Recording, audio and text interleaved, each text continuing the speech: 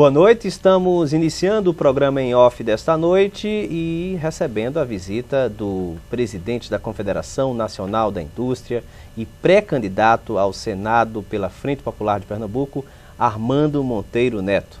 Presidente, muito obrigado pelo atendimento ao convite da nossa produção e eu gostaria de começar essa conversa com a política internacional. Nós estamos observando aí uma crise na Grécia sem precedentes e que está causando temor em toda a Europa. Essa crise, ela preocupa o Brasil, preocupa a indústria brasileira, já que as bolsas já foram afetadas de alguma forma? Bom, Mário, muito obrigado por essa oportunidade. Eu acho que a crise merece um cuidado, um acompanhamento. O Brasil tem que estar atento aos desdobramentos, à dinâmica dessa crise, aos desdobramentos dela. Mas os primeiros sinais, o que nós temos acompanhado, indicam que a crise, embora perturbe os mercados, atue sobre as expectativas, é uma crise que se cinge a um pedaço econômico que não é muito expressivo no contexto europeu.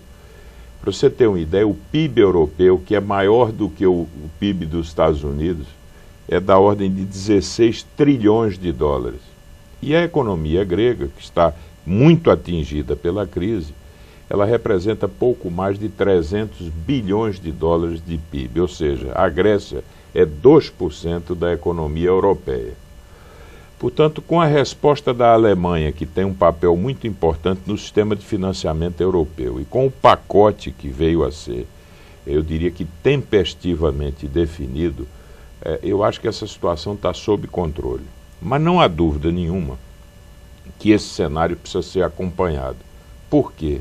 Porque a crise de 2009 ainda deixou, em algumas economias, especialmente na Europa, deixou sequelas. Alguns países europeus tiveram déficits fiscais muito elevados.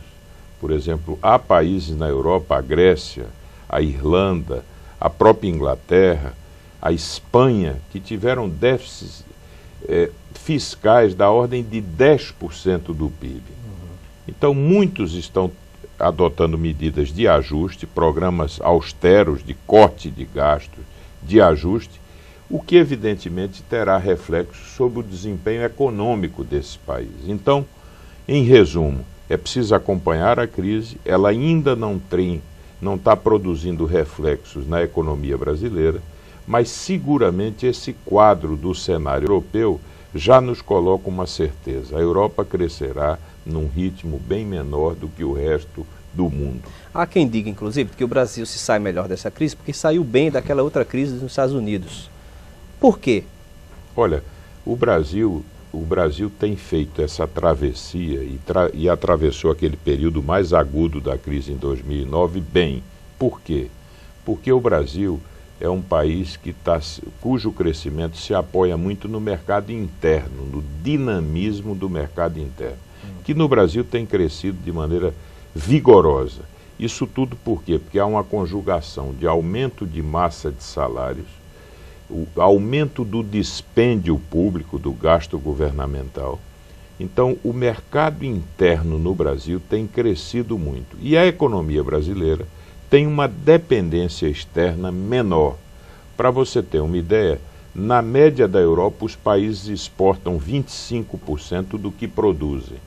No Brasil, esse coeficiente de abertura, como dizem os economistas, nos coloca uma situação em que o Brasil depende apenas de 13% das exportações. Tudo que o Brasil exporta representa apenas 13% do seu produto interno bruto. Então o Brasil ficou menos dependente dessas flutuações do mercado internacional. Esse mercado interno forte, podemos dizer assim, no nosso país, se deve a essa política que existe ao longo do governo Lula e que já veio também do governo Fernando Henrique Cardoso? Com certeza. Primeiro, os benefícios da própria estabilização da economia. Uma economia que começa a ter nós temos já mais de uma década de estabilidade, de relativa estabilidade. Isso permite que os salários possam ter ganhos reais, que no passado eram anulados pela inflação. Isso permitiu uma consistente expansão do crédito ao longo de todo esse tempo, o crédito no Brasil se expandiu extraordinariamente nos últimos 3 anos, a ponto de chegar a 45% do PIB, ou seja, todo o crédito que está alocado na economia representa 45% do PIB. Para você ter uma ideia, há 10 anos isso representava pouco mais de 25%. Então, o crédito é uma alavanca importante do processo de, eu diria que de fortalecimento do mercado interno. Aumento de salário, a política do salário mínimo, especialmente os ganhos reais do salário mínimo, produzir uma elevação, vamos dizer, da renda e a ampliação dos programas sociais. O Bolsa Família, por exemplo, representa algo muito expressivo em termos de renda para segmentos da população. Então, até mesmo em regiões antes mais deprimidas e que ficavam à margem do mercado, do dinamismo do mercado interno, agora até essas regiões estão respondendo muito positivamente. Então, o Brasil vive um momento realmente excepcional no seu mercado doméstico. Há como comparar, em termos comparativos, o governo Lula, o governo Fernando Henrique Cardoso? Qual foi o melhor, já que estamos praticamente no fim do governo Lula, o melhor para a indústria nacional? São 2 momentos diferentes, o mundo era diferente, mas não há dúvida nenhuma que o presidente Lula tem sido, o governo do presidente Lula tem sido mais feliz, ou seja, tem produzido resultados melhores. Os governos têm que ser medidos pelos resultados que produzem. Mas a carga tributária ainda é muito alta. Mas apesar da... E é uma reclamação do segmento... Apesar da carga tributária extraordinariamente elevada que o Brasil ainda tem e de não termos no Brasil o melhor ambiente para negócios, porque o Brasil tem carga tributária alta, burocracia excessiva, o custo de capital é muito alto, a taxa de juro real é muito alta. Esses seriam os pontos negativos do governo Lula nesse aspecto? Eu diria que não é do governo, é da realidade brasileira e que nós tivemos ainda no governo Lula uma situação em que essas desvantagens do Brasil continuam presentes. Mas apesar disso, a gestão macroeconômica do governo Lula foi responsável, ou seja, o Brasil manteve a estabilidade.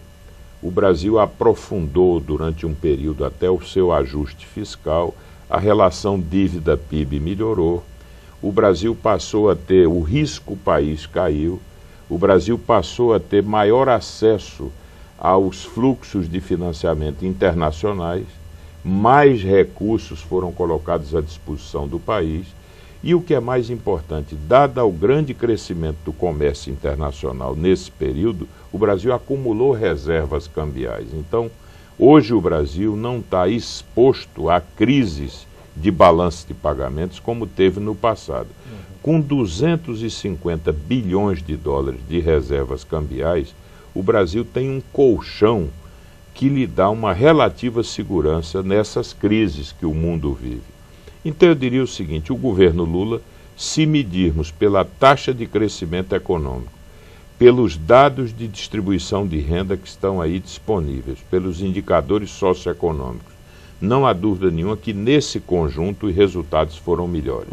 Mas isso não significa dizer que o Brasil não tenha muito o que fazer ainda para o Brasil ser uma economia de alto crescimento. O senhor preside a Confederação Nacional da Indústria e é aliado do governo Lula. Já se sentiu em algum momento numa situação constrangedora, de calça curta, enfim? Nunca.